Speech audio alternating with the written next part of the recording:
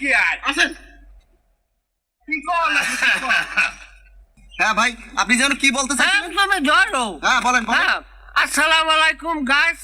আমি হইলাম মোহাম্মদ মুসলিউদ্দিন। আমি এইখানে টোল আদায় করি।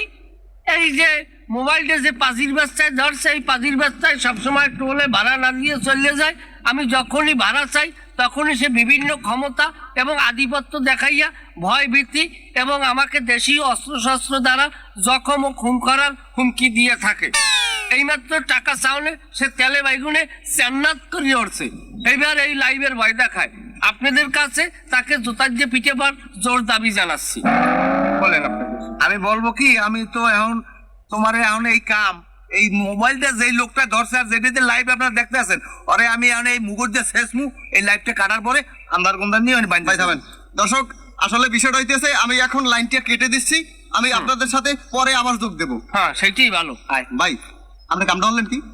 কি হচ্ছে? হ্যাঁ, তুমি লাইভে আমি লাইভে আছি, এ জায়গায় হাজার হাজার মানুষ দেখতে আছে আমার এই লাইভটা। আপনি এই বাজে কথাগুলো কইতে পারলেন?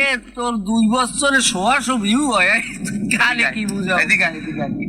গাড়ি যা যা যা, গাড়ি লই যা, ঠা লাগবে না, যা যা, চুপ থাক চুপ থাক, লেবো চুপ থাক, যা। আমরা কিন্তু ঠিক করলেন না। একটা কাম কর যা দিবে না, মজে খারাপ। উদ্যোগ করিস না।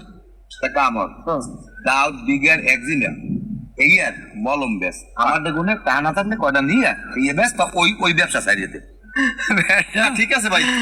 বেটা, তুই যেই মানুষের পরিচয় দাও, তোরে যেইভাবে তুই উপস্থাপন করতে চাও, ওই কাম যারা হরে এই মানুষের পার জোতার সমতুল্য তুই হইস।